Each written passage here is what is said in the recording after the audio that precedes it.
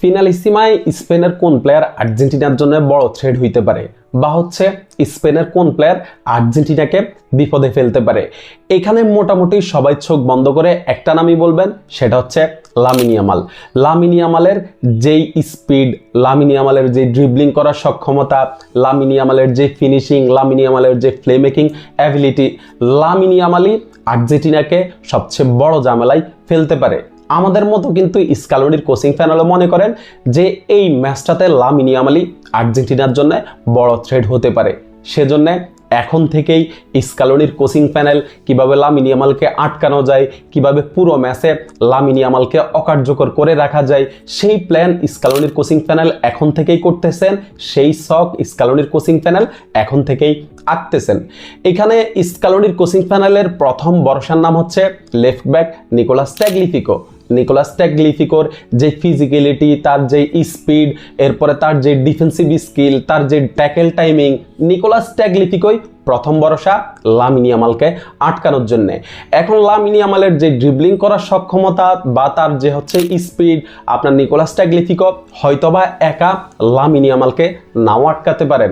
সেই প্ল্যানও কিন্তু স্কালোনির coaching panel এখন থেকেই করতেছেন।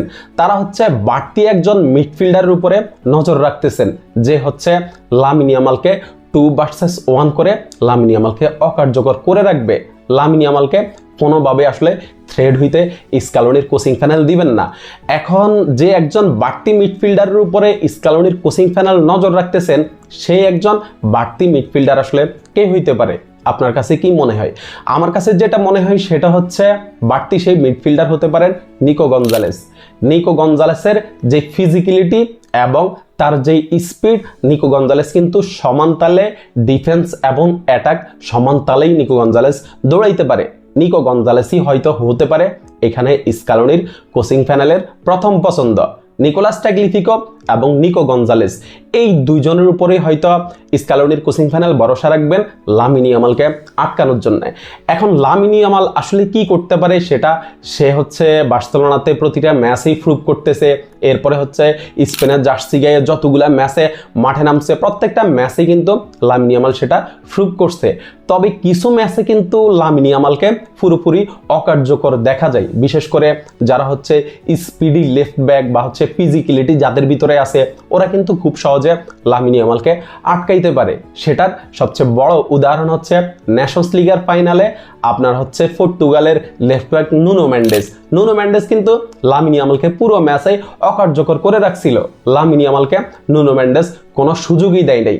ওই প্ল্যানটা যদি হচ্ছে আপনার নিকোলাস ট্যাগলিফিকো করতে পারেন বা হচ্ছে ওই রকম ট্যাকটিক যদি স্কালোনি সাজাইতে পারেন, তাহলে আমার কাছে মনে হয় যে লামিন ইয়ামাল খুব বেশি একটা কিছু করতে পারবেন না। লামিন ইয়ামালকে অকার্যকর করে রাখা সম্ভব হবে।